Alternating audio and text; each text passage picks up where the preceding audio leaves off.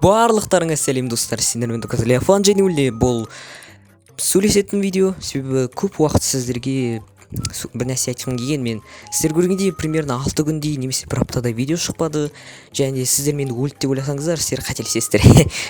Және де мен оған жауабым келген себебі менде идеялар болады, просто идеялар болады. Точнее болды, бірақ та олардың идеялардың көбінеселері екі адаммен түсіру керек, және мен оларды жалғыз әрине түсіре алмаймын. Ал егер ойласаңыздар, неге мен офисмен түсіре алмаймын деп, офис қазіргі кезде отпускқа кетті, ол мен тұратын жердің жанында емес, поэтому мен онымен видео түсіре алмаймын. Ал егер сіздер ойласаңыздар, неге жалғыздық ойын ойнамаймын, менде просто идея жоқ, және де былай настроение жоқ.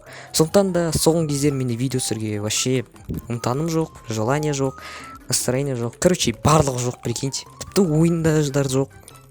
Түсінесіздер, мен бір ойын бартын, бірақ та оны түсіргенде почему-то қызықсыз бола ма, либо мен шаршап қалдым ба, білмеймін, әрқашан да жаман шығады.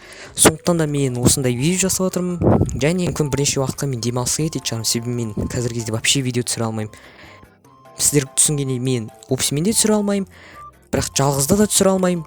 Сондықтан да менде по сути решение жоқ. Бірақ та менде бір ой бар. А что если менің ескі видеоларымды мен қазіргі кезде бағаласам және олар жайлы видео жасасам? Менің ойымша бұл жақсы идея, және де сондықтан да кім біледі, келесі видео мүмкін сол жайлы болатын шығар. Ну, кім біледі, егер мен ол видео вообще шығарсам, себебі бұл өте қиын болады. Бірақ бір жағынан мен білмеймін, және оны жасау да қиын болады, және көп уақыт алатын болады.